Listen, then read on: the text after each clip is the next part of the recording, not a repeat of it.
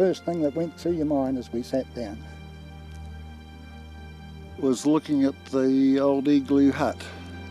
Bit of a shame to see it squashed.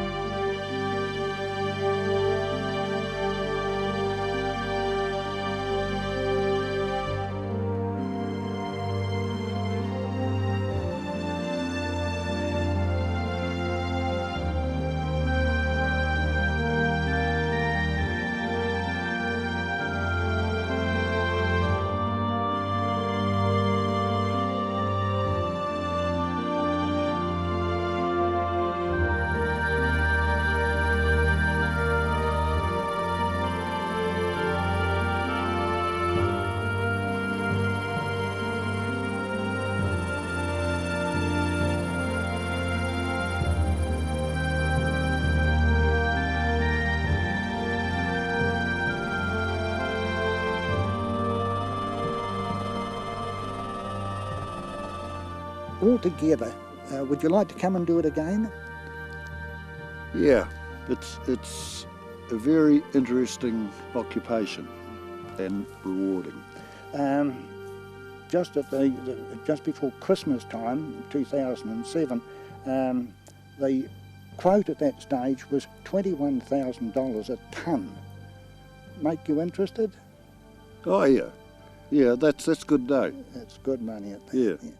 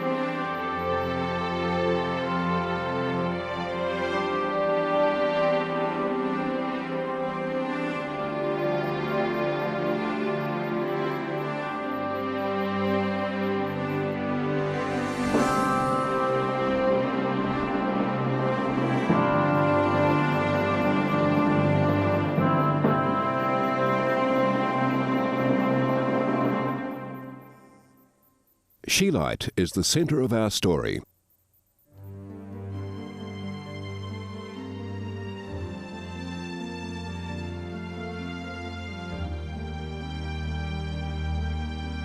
When I think of a story related to my father, we go back to the year 1914. In the new year, he was exploring up the Buckleburn towards the big chute that comes down from Mount Mackintosh. And on the banks of the stream, he uncovered a very large lump of quartz which contained a great seam of scheelite. The township of Glenorchy is situated at the northern tip of Lake Wakatipu. The population in this area was firstly made up of Maori moving through here in their quest for greenstone Then William Rees, the first European to introduce sheep in this region, was quickly followed by the gold miners. Farming, gold, early tourists and adventure seekers helped establish the initial community. Then scheelite entered the story. It was in the mountains behind Glenorchy in the 1880s that the mineral scheelite was identified in the reefs on Mount Judah.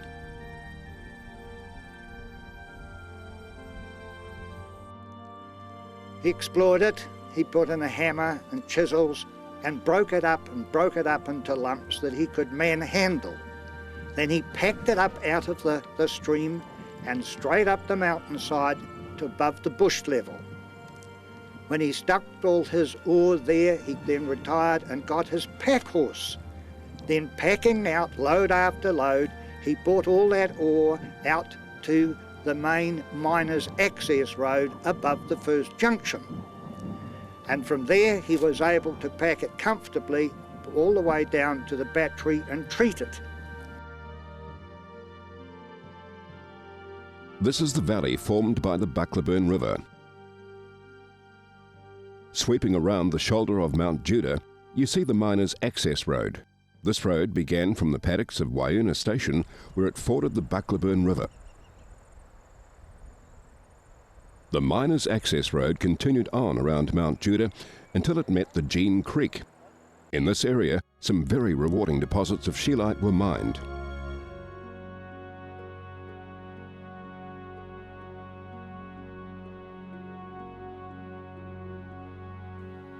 Scheelite is the mineral from which the element tungsten is obtained. Elements such as tungsten, gold and copper can be found in greater deposits of minerals such as quartz. These deposits are called veins or lodes and are formed from fault line activity. Lodes can be 8 metres wide and many hundreds of metres long.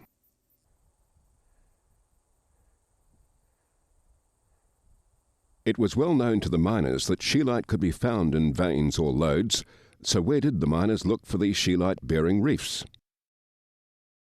Sometimes the reefs were exposed or uncovered by wind erosion, by water action, by ice movement and avalanches. Surprisingly, 2 good reefs were located by eagle-eyed miners who noticed scheelite scratched up by rabbits and another among the reachings by pigs. Often, basic tools were all the early miners used: pick, shovel, crowbar, and a wheelbarrow. At higher altitudes, almost 2,000 metres away from the bushline, up where the base rock smothers the mountaintops, these almost inaccessible regions offered good rewards for the hardy and adventurous prospectors.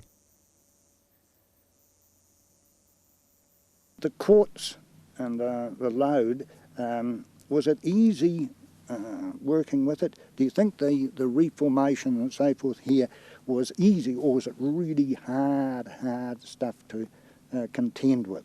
Yeah, probably generally soft apparent rock around it. Some places, for likes around here in the igloo, it's pretty loose country, and the scheelite was in a soft sort of a schist around the formation. Back over the other way there, towards the Windwhistle, Green Point and that, it's quite hard rock there. There's a bit of tunnelling gone on there, and you didn't even need props in it, it was that tight. But over here it's softer formation. In more recent years, when miners had access to heavy machinery on the slopes, reefs could be uncovered with greater ease. In some occasions, miners would pick up lumps of pure scheelite. However, for early miners, once they exposed a reef, their next move was tunnelling. The operation from finding the rock, carting it out from the creek, packing it down to the road, and eventually bagging it and setting it up for sale took him about 4 weeks. For the quantity he retrieved was about a tonne. He was paid £60 for that tonne of scheelite, And when you translate that to present day prices, it would be equivalent to about $70,000. And $70,000 for a month's work is not a bad reward.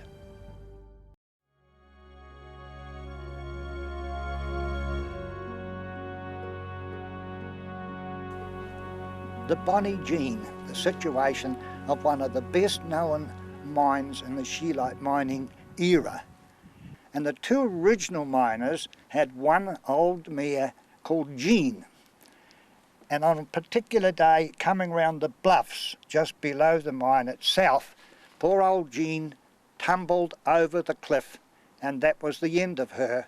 And thus they named this area after her, the Bonnie Jean Mine.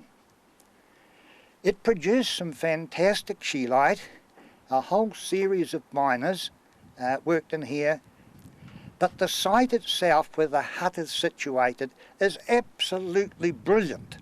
They have a very good permanent supply of water right at hand. They had next door, they built their blacksmith shop, their tool shed, and eventually, and how on earth they ever did it, they manoeuvred a tractor around this mountainside, which they used to drive a compressor. Mines sprang up in numerous places in the Glenorchy district, all with their own unique names.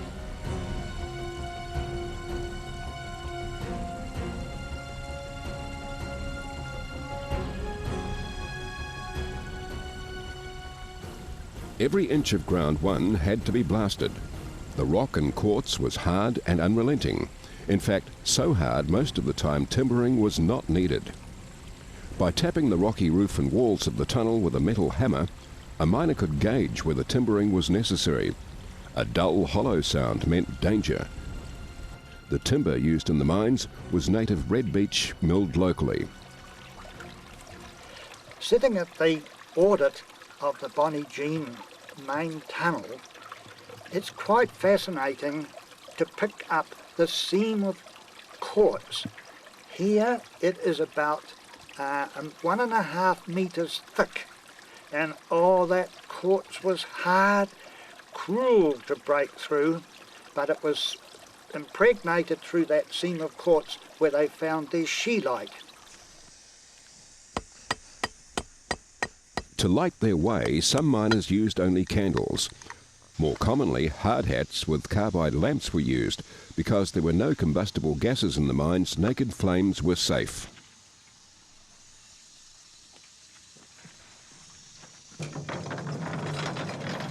Yeah, you know, when you think of using a pneumatic drill, and in those confines you're saying how tight it was and some of the winds and so forth, I can't picture how the men could get enough leverage, you know, to drive those early tunnels.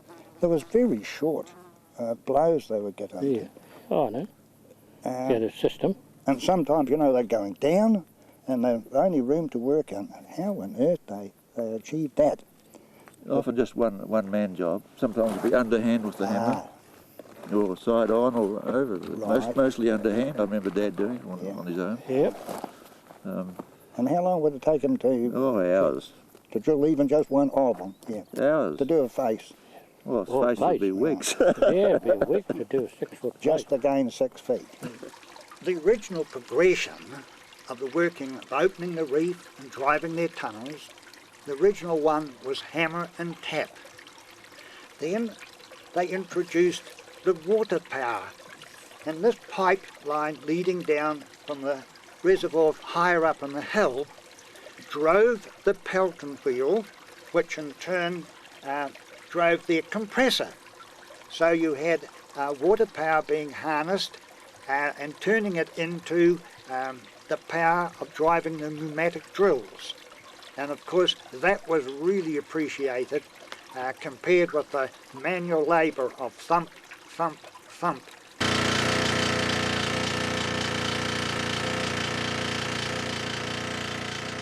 The drills used were hollow. There were 2 hoses. One hose was for the compressed air to drive the machine, the second for the water, which was forced through the drill. The water slushed out the pulverised rock from the hole, as well as dampening down the quartz dust.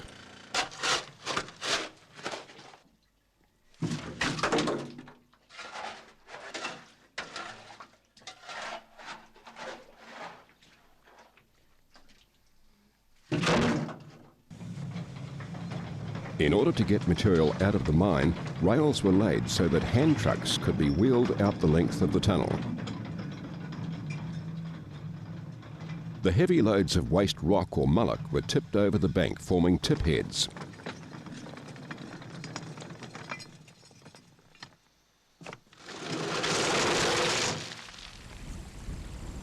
Tip heads are a visible scar of tunnelling and can still be seen today. And you're bringing your truckloads of mullock out. How long would it take to do that? Out to the tip head and say back in again? Had a trucker, we were messing around, there was 2 trucks with a bypass near rails. The empty truck would be off to one side, he'd come in and leave the empty one and take the full one out. You'd just pick up the empty one and take it in. You'd be filling it while he was gone. But also, they'd have rises and dips and whatnot, and jokers working there, and they'd have to get served too. So sometimes you're sitting down waiting for a while before the joker come back. And therefore those tunnels, were they linked? Were some of these drives linked from tunnel to tunnel? Oh yes, they would go up 6 different levels, I'd say would have been Pat. Yes, I've been through them all. Yeah, well, Pat have been through them. Yeah. And what was the worst part of exploring any of those tunnels? Nice and compact all the way through, there was no other... Well, crawling up some of these rises or Windsors, whatever they were, which depends which way you're going. But it was just a man-sized hole, really. But of course, wondering if when you can't see the roof somewhere, you're not too sure what's up above what's you. going to come And down. getting up and down, did they have ladders or ropes or the steep part? No, any winds I saw was climbable. You know. Yeah, they're all there. It's Just the follow line the of the reef. reef. It's easy enough to see. See the tip heads? They're all lined up. See the line taken through? Well, that's the angle that your risers went up. Right, great. From the survey plan of the government mine on Mount Judah 1943, you can identify 9 major tunnels. The wedge-shaped drill was most important to be kept sharp, and they were pretty skilled in understanding the temperatures of the steel. As well as the drills, they had to keep their picks, their shovels. Everything had to be kept in really tip-top condition. Pretty good sort of cable. You know, boss is around, you're your own boss. No hangers on.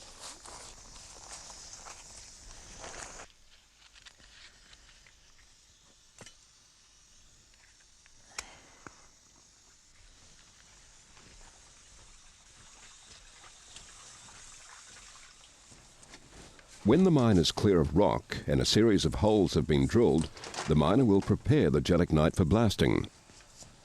The fuses are long enough to allow the miner time to light them all and retreat from the mine.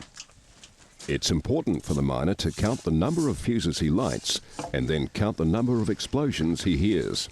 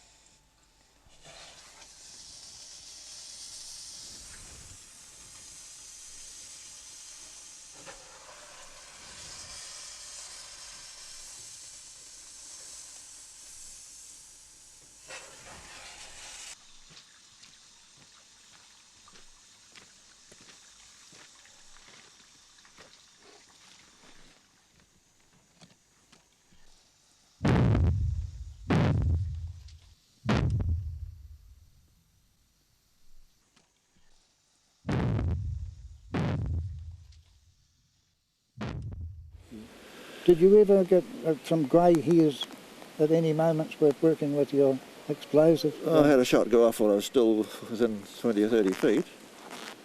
I got a bit of buckshot in the legs and things. It was closest I'd been. Underground? Yeah. Oh, I was spent about delayed. I was trying to do something and, got caught. well, what about misfires? Don't remember any of those. No, you're pretty careful about that. All went through.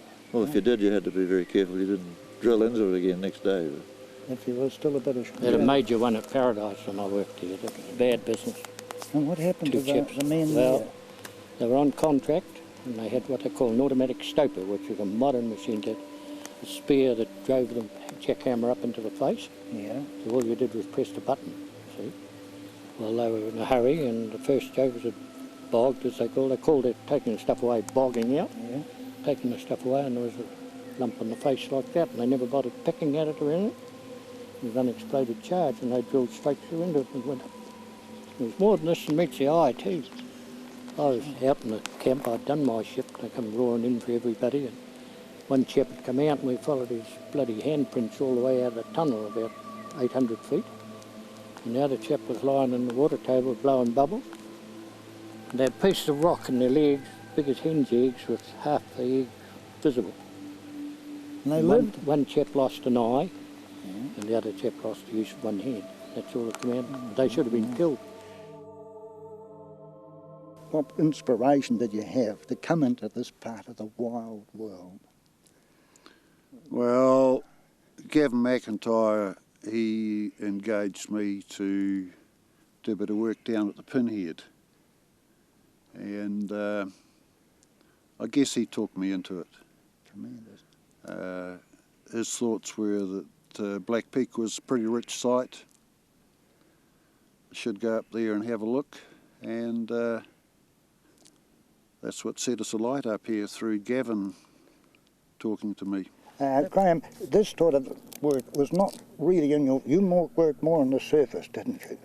Yeah, we were open cast. Open cast work, and the tunnelling didn't quite... No, we never got around to that. We weren't there long enough. We only spent about 10 years spasmodically there, but a lot of pioneering, I guess you'd say, and open cast work. It yielded pretty good returns for the hours we put in, really. That was one.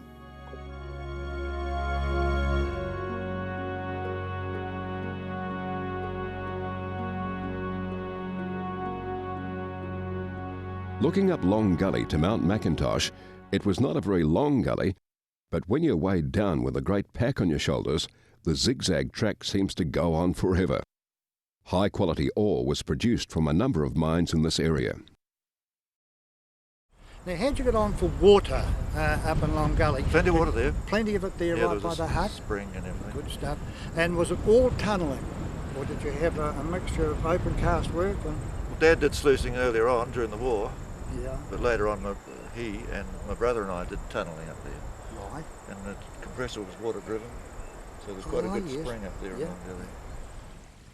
Water is an integral part of any mining operation, and wherever possible it was put to good use. Miners would form water reservoirs on the hillsides to feed sluicing guns. These guns could shift vast amounts of material in minutes. However, the side effects they left were large visual scars, and the silty runoff would contaminate the Buckleburn River.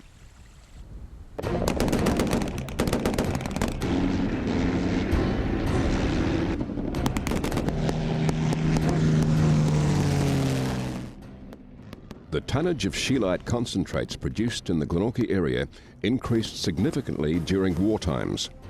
World War I, 1914 to 1918, and World War II, 39 to 45, and the last high was the Korean War. The highs in production were due to the increased demand for the war efforts, and subsequently higher prices were paid to the miners. Alluvial scheelite, found mainly in the Buckleburn and Precipice Creeks, was retrieved in an identical manner as used by gold miners. In the Precipice Creek, good scheelite was obtained in this manner.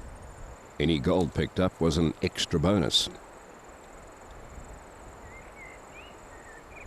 George was one of the last here, apparently. Harry Hopkins and I drove the last round in that tunnel.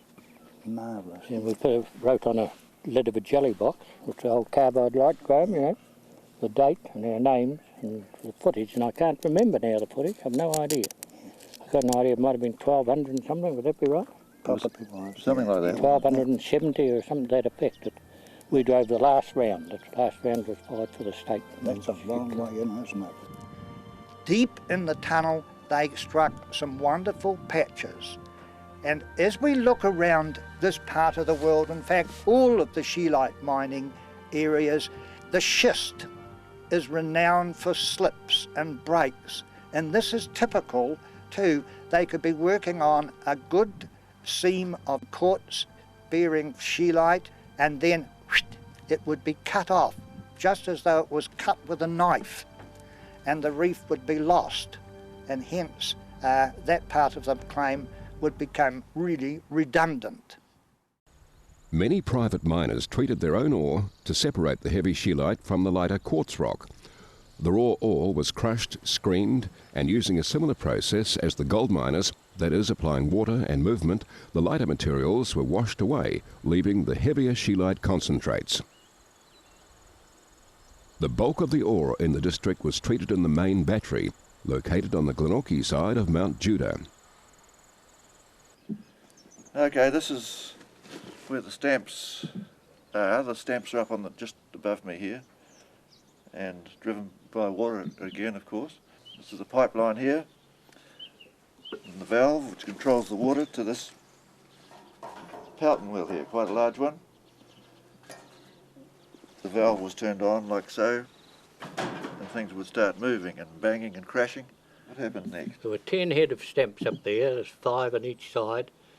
We only used 5 head all the time, but you carried a bucket full of stuff through and you tipped it into the stamper box. Now in the stamper boxes, the bottom of right at the bottom was this thing here called the sole plate that they struck onto. And here's the remains of a stamper head that was fastened onto the shaft, and that would be weigh at least 100 weight and a half away out there, and that's been worn over a period of years down to that. And now the principle of the stems, strangely enough, are cams, which you'll see later. They had a certain amount of fall, and you adjusted the tappet up and down to suit the amount of fall you wanted to crush the material. Well, they had a sequence. One stamp fell, and it threw the stuff out to each side. Water, again, it's all full of water. And it threw it out that side, and no stamps fell, and threw it that one, back to this one. There was a rotation. I'm sorry I can't tell exactly what it was, but there was a sequence like the timing in a motor car, exactly the same. When I first started as an amateur, the thing was that there's a certain beat. They go bumpity, bumpity, bumpity, bump. And of course I'm very diligently shoveling the stuff in flat out, and I put in too much, and of course that altered the stroke, and I started racing. And the manager come tearing over and told me what I'd done wrong. You had to keep a certain amount at a certain time to keep, you didn't put too much or it didn't crush, because the stuff built up under the stamp head, and of course it had less fall, so it went faster. Nothing happened. Nothing happened No, at all. came out the bottom. I can remember hearing the stamps going night and day Oh yeah. when we lived in Glenorchy. Yeah. Thought of the miners up here struggling away.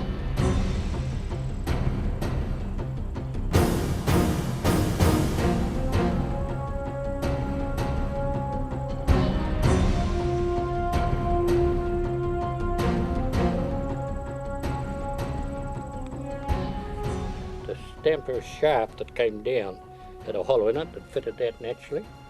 So you had to cut pieces of wood to put in there so as this wouldn't fall off, because steel against steel no good, is it? Yeah, the wood swelled and held Yeah. it tight, didn't it? We used gelignite box was the best stuff. You put the pieces in there and they slightly tapered. So as when you very carefully lowered the stamp down onto it, and sometimes you give it a tap away up the top of the shaft To get it started. get the cut, and then you would lift it very, very gently and drop it, and then that would drive it down onto the wedges. And provided you kept them wet, that would do till that stamp shoe wore out. Yes, I remember doing this one morning, on a frosty morning, trying to put these wedges in, and my hands were covered in that black grease that was everywhere. I couldn't put my hands in the pockets for the rest of the day. That'd be right too. Well, folks, this is the crusher at this operation, a Boothmac crusher, an ore crusher. It's driven by water, which drives the crusher. It does about 300 revs, 275 to be precise. Now the ore that we're treating comes from a hopper further up, and it's all piled here normally, right here. And the operator will use a shovel straight into the jaws of the crusher here. Wait a second or two while it chomps its way through, another shovel, and so on, all day long. Now the ore going through the crusher is various sizes, all sorts of sizes, and it drops down onto this revolving screen, also driven by the Pelton wheel, and there's 1, 2, 3, 4 different sizes, quite fine. The fine version is carried away by water down to the further processing, and the larger sizes is placed into drums here, and then it proceeds to the jig. An important part of the process of separating the concentrated scheelites from the rubbish quartz and rock was in the principle of this jig.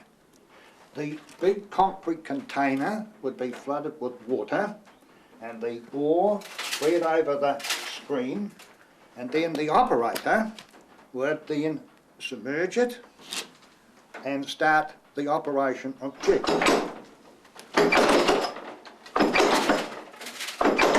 It's the same principle as the gold miners had in the process of water, submerged water, and the movement.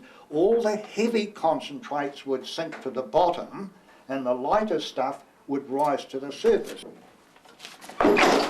Down, the heavy stuff is sinking to the bottom, then the operator would lift it up, raise it above the water level, and then simply scrape the surplus stuff and out of the road, and then his eagle eyes, as he watched, eventually a layer on the top would form where he'd see specks of scheelite through the quartz.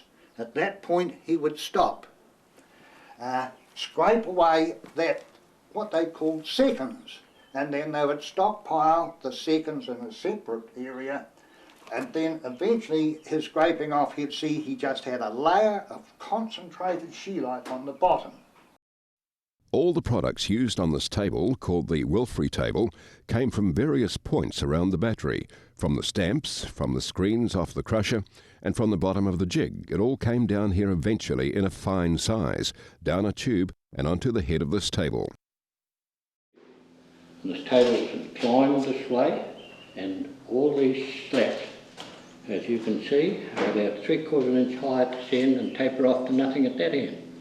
Well, the water, you controlled the amount of water to tolerate the weight of rubbish which came over, and from this point on was rubbish that went outside. It was no use. Lots of water came over here. Yes, it all come over here, fell down there, and as you went along, further and further, it got finer and finer and finer, and the scheelite would travel down that end there, at the end of all these slats, from there out. And an interesting point is, if there was any gold in the place, it could travel out further because it was heavier. And the principle of this thing is you jig in reverse, isn't it really? Just gentle movement like that. Just going like that all the time. Come along here. And this is where this band of stuff we called seconds come off here. And you saved that and you took it back up and put it through the stamps again. You had a bucket here that caught the pure concentrate. So this is where the money came over, George. This was the money end. This is the money end? Yes. Yeah. Everybody likes standing here.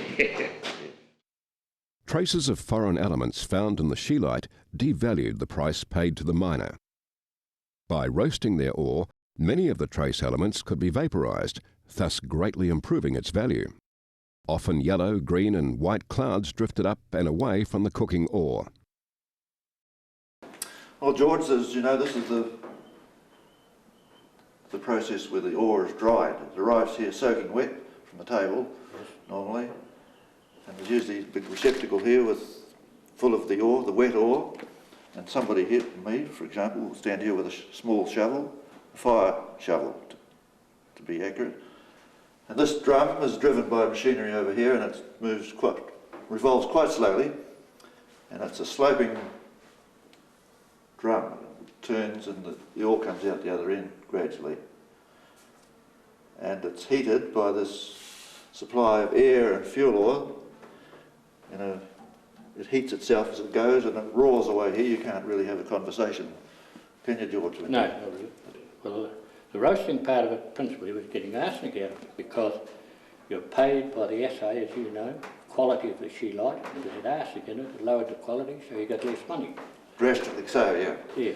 These bags here contain ore that was brought down from Black Peak. It was taken out by open cast methods and was flown down by helicopter, deposited down here.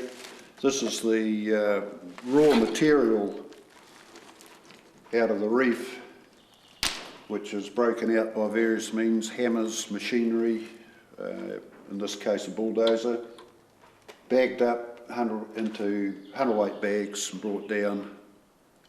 This starts off going through the crusher, and after going through the process of the whole plant, it goes over the Wilfley table, and these are the end products. Over here we've got 3 drums of rather coarse scheelite. This is the end result of the jigging at the top level up there, whereas from the Wilfley table you've got a finer product. There's a couple of drums of it here. As you can see, it's almost powdery.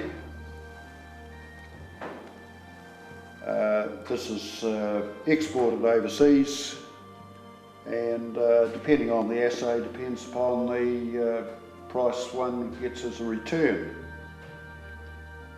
Not so much the weight, but it's the purity, the assay of the ore, which is the big thing. I think 80% was the ultimate maximum one could achieve. That's the end product of the table,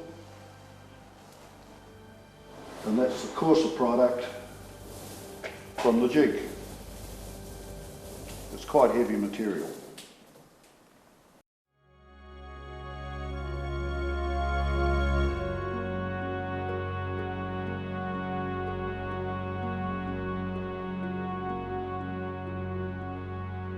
Access roads in the early days of mining were primitive. Horses were used extensively for transportation. The miners had to traverse steep terrain to move supplies and pack out the ore. Horse-drawn sledges were designed for uphill and downhill tasks. To speed up the transportation process, miners constructed cableways or flying foxes straight from the mouth of their mine to major junction points on Mount Judah. This would shortcut the packing of the ore down the valley, across the creeks and up to the access road. The Bonnie Jean Cableway is the only span still standing today. The next highest mine above the Bonnie Jean of real significance was the Heather Jock. To get their ore from the Heather Jock was either pack it down bag by horses, but they introduced the longest flying fox in the whole district. The original one would be about 2 kilometres in length. But as they sent their loads of ore down, at most times about halfway down the hill, it would bump on an outcrop of rock. So eventually they cut their wire rope and made it a 2-stage operation. The speed of the descent was controlled by a very primitive brake over a revolving wheel, and sometimes that would slip, but they got by quite well. One day their drag line broke, and in the bucket they had a case of gelignite, a wireless and a dozen of beer. And the breaking of the tow line, the next thing whizzes down towards them came the bucket uncontrolled. Everybody dived for cover behind anything they could find, and crash, it hit the abutment just below us and things sprayed in all directions. But even with that impact, thank goodness the gelignite didn't explode. But it was goodbye to the wireless and goodbye to all of the precious beer. Around the time of the First World War, when exploration of Mount Mackintosh and Long Gully and the Black Peak Basin began to bring out ore, the demand for access increased so much, a flying fox was erected across the Buckleburn Valley, establishing a vital link. The flying fox would allow supplies to cross the valley and ore to be transported back to the main access road on Mount Judah. A layer of scheelite, Yes, that thick it was. and about, say, that long, Well, it was a big Yeah. saucer-shaped piece. I don't know how big. and it'd be more than a ton in that. Oh, tons and tons. Tons and tons of He scheelite. was stockpiling it, and the mines department insisted he sell it. Great excitement. They wouldn't let him keep it till the price went up. He had to sell it for the war effort. Yeah. So that he was way very down. disappointed about And it. of course he had to drag it up, pack it up or sledge. I think packed it up because it was uphill. Yeah, all the Bit way. difficult to sledge up there. And to the top of the aerial. Top of the aerial. And then swung it across there about a kilometre, At least a K. easily a kilometre, instead of having to go, what, 500 or at what, least. 200 metres? Just about, and 200 metres up, what an awful heartbreaking. And you'd zoom across, load of scheelite. How would Oh, that? it's 600 weight, or perhaps, or maybe even 8. It's a third of a tonne, of just about over a quarter of a tonne, and coming across, did your heart ever get in your mouth when the sag got onto it, or was? The heart got in your mouth sometimes when you're at the bottom end and it was coming too fast. Yeah, The and bloke how'd at- you slow it If the bloke was at the top, had to break it with a big beam he pushed against the wheel. and slowed it down? Operators of the cables would communicate to each other at opposite ends by tapping the wire with a rock. This would send a ripple up the line, indicating the intention to let it go. Hold it! Hold it! What was the most difficult things you can think of your father ever transported across on that aerial? Oh, 7-inch pipes. How long? Oh, 20-foot pipes. 20-foot pipes. We had to pull it with a horse. We slid a Yeah. shackle thing down the wire, and when it pulled, it gripped about 100 yards at a time. So, Wow, and you got them horse. Oh, so it wasn't gravity fed there altogether. no, it was uphill, you see. So. How did the supplies get to you? If you wanted a case of jelly and some new detonators and some fuse, how on earth did you get it to Glenorchy? Everything came on the steamer. Everything came and went on the steamer. The mail, the bread, the scheelite, the wool, everything. And 3 times a week as a rule. The lake ruled your lives, in other words, didn't it? Yes, if you needed to go to the dentist, well, it was a 3 or 4 day trip. But that was all right. It was all right by the time you got. It would be better before you got there. High above the clouds, bulldozers, motorbikes and four-wheel drives revolutionised transport throughout the mining areas. When you got the ore out of here, how on earth did you get it back down to the treatment plant? Oh, it's pretty simple. These days, I just got sacks up here with a 500 and we just loaded up the nets and we did a few trips up and down the hill and over and done with in an hour. Tremendous. In Yeah. comparison with the early guys, as I was thinking before, how they had to take it out on their pack horses and their sledges and days, and probably more time in packing it out than in retrieving it from the ground.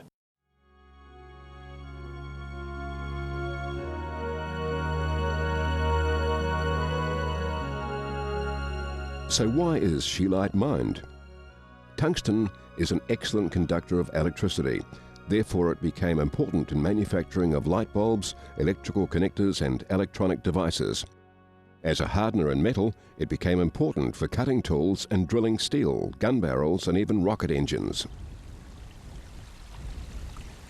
My house is my castle. Every miner adapted his hut to meet his own needs. Priority was given to permanent water supply, shelter, proximity to the mine and access from Glenorchy. Of course, reading was a major part, and every hut you always supplied, there was a good supply of books available. And I remember being in the huts with my father, and we discovered a full set of Shakespeare's works in the miner's hut. And during one particular storm that lasted and raged away, I delved into Shakespeare. And hour after hour, I became quite fascinated with his work, so much so I used to read extracts to Dad.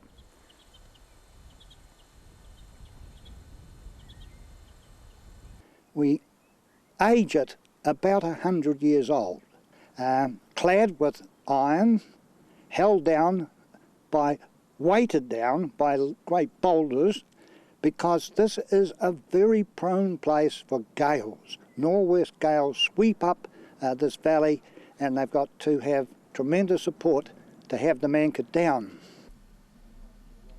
Wind was always a problem. Flash floods could play havoc and snow could flatten a miner's hut. Perched close to the top of Temple Peak at about an altitude of 2,000 metres, there still stands a miner's hut that commands the best views in the district. As there is no natural water supply, the miners daily filled buckets with snow and melted it for water. Occasionally, as pilots flew from Queenstown to Milford Sound, they would drop off a newspaper. If lucky, the paper would land close by, much to the joy of the lonely miners. If the weather was crook, seeing we weren't working underground, you had to. The weather dictated. If it was wet, you just kept out of it. This could be covered in fog and rain at the same time up here. It could be pretty bleak. Thanks to the help from a helicopter, this caravan was deposited high in the Black Peak Basin. But probably their biggest worry when they exposed was from the wind. On one particular occasion, the first hut that was ever built at the Heather Jock for the Wiley boys, on one particular night when the nor'wester raged and roared and the sound would wallop up these valleys, the hut started to tremble and shake and started to do some pretty unusual things. The vibration reached such a state that the three men that night decided they would vacate the hut. And in the darkness, one after another, they crawled up the track, hanging onto tussocks and rocks, until they got to their tunnel, and crawled into the tunnel, and rested, and relaxed, and unwound. And why waste the night? There was nothing else to do. They could hear the wind raging outside, so they got their tools out and spent the night working in the tunnel. But in the morning, when the wind had abated, and they trekked down to where the hut had been, they were very pleased they had vacated it, because it just weren't no more. And that was what happened to the first hut up at the Heather Jock. Have a guess, in the middle of winter after snow, what depth of snow would we find here in this basin where we're sitting on here now? 20 feet? Oh, I think quite comfortably, particularly in these little ledges or terraces. Yeah, it would lay very, very thick. So it's heavy snow, and therefore the miners coming in here, they had to rely on what they called the season, coming in late in spring, early summer, and then chased out at the beginning of winter, wouldn't they? Definitely, yeah. Okay. Yeah. What was the latest in the year that you were into May? We'd be up here in May, June? The end of March, early April. That was as long as you go, and then the weather would There was drive you snow out. up here when we had the 500 up here. We were working in snow, flying the bags out. That's cold. Certainly one time there we were locked in for 3 days with continual rain and high winds. We could have crawled our way out, I guess, but we had motorbikes at the camp, and you'd have got blown off the bike and you would have got drenched, so it was far easier to just stay in the camp.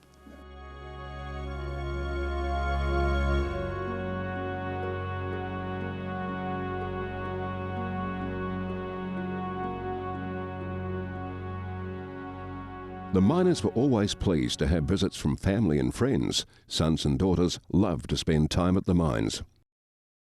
Pat Paulin remembers riding in the truck, listening to the explosions when blasting was in progress, rolling stones down the mountainside, creeping into the cold, damp tunnels, sleeping on hammocks in Dad's hut.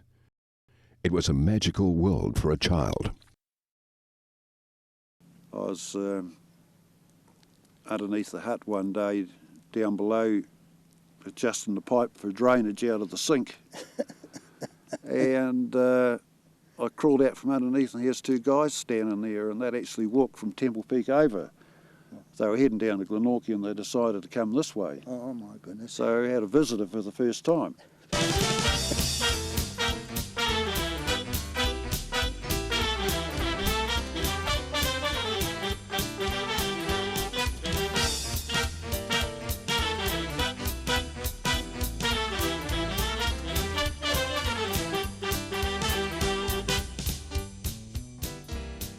The community in the Glenorchy district enjoyed all manner of activities. Visiting rugby teams would arrive up the lake to challenge the locals. In 1910, Glenorchy had a cricket team. Hockey was another sport played. The Rifle Club was also well supported in the whole Lakes district. Glenorchy Sports Days and the first prize of a bottle of whiskey was the winner of the Hammer and Tap competition.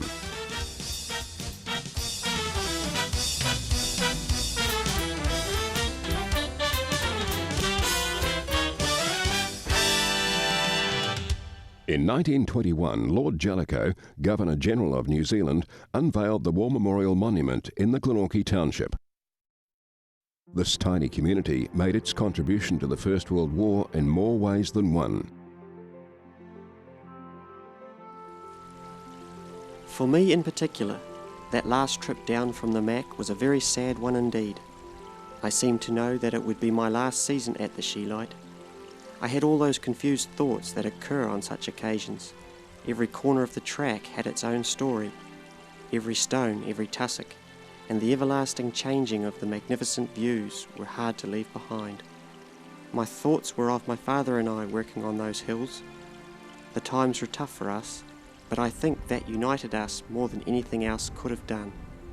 There were also thoughts of my brothers and the work we did together. But it was so hard to leave all that behind. But such is life.